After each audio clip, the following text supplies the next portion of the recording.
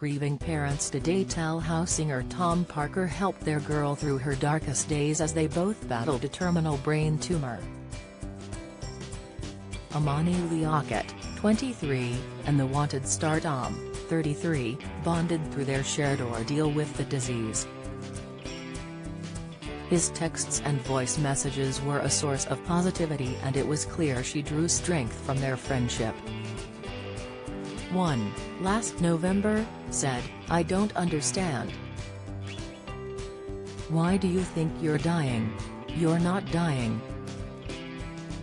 We're not dying. We are young. We are fit enough." Others lifted her spirits as upbeat Tom declared, "I know it's scary, but you're going to be fine.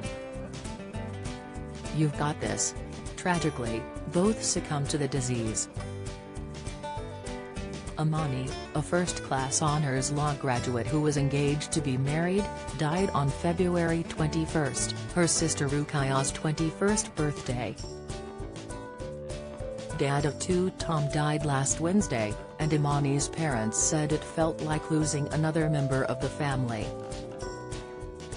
Her dad Karim Liaquat and mother Yasmin Stannard, who also have 16-year-old daughter Malia, 16, speak movingly about their beloved daughter and her bond with Tom. They met when the singer was doing a TV documentary on his illness, Tom Parker, Inside My Head. The Bolton-born star visited Imani and was interviewed for her podcast Chat to Imani. Karim, 49, of Luton, Beds, says, "Their journey, the stories of seizures and so on were almost identical, so they clicked straight away. To have him keep in touch, to have almost this lifeline from Tom, gave Imani some hope and excitement. She was a trapped soul, completely isolated because she couldn't go out during the pandemic when she was sick. Tom was one of the few people battling the same disease she met in person. Their exchanges turned into almost a little conversation piece.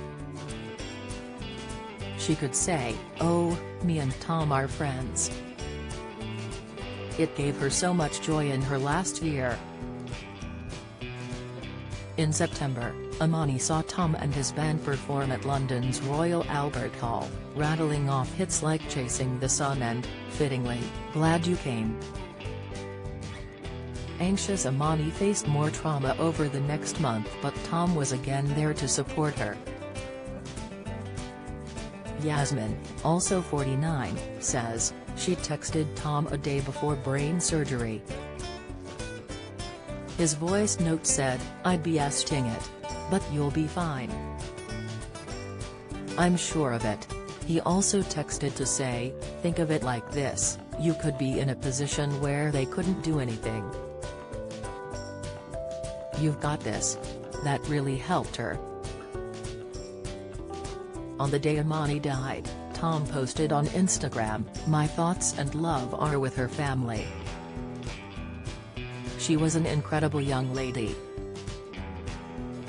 Bright, smart, funny, and I had the greatest pleasure to meet her."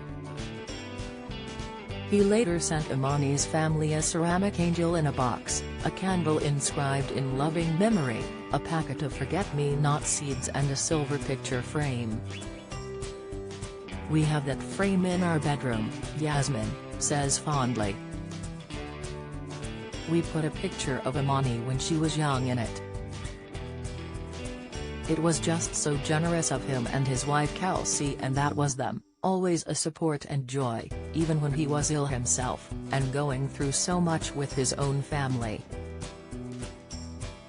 At the time, Tom was in Spain having treatment at a private hospital.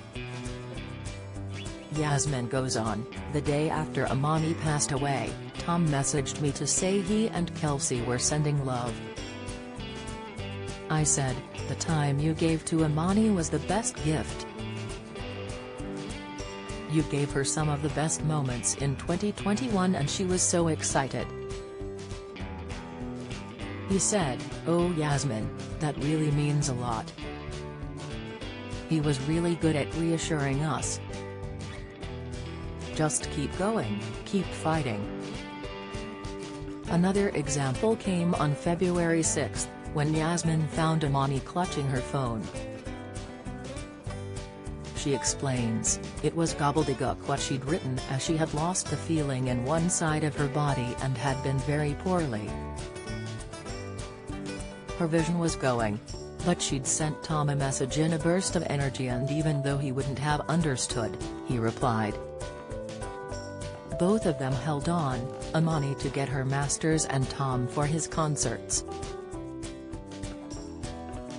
Imani was diagnosed with grade 4 glioblastoma multiforme, a fast-growing brain cancer, on her 22nd birthday. Her battle lasted 22 months. Tom, who leaves wife Kelsey and children Aurelia Rose, 2 and Bodhi, 1, lived for 18 months after the same diagnosis in 2020.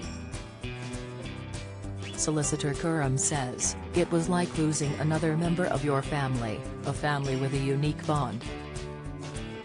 Yasmin says, "It totally knocked us to hear of his death. Heartbreaking. But a lesson from Imani and Tom is that whatever you are faced with, you can still make a difference."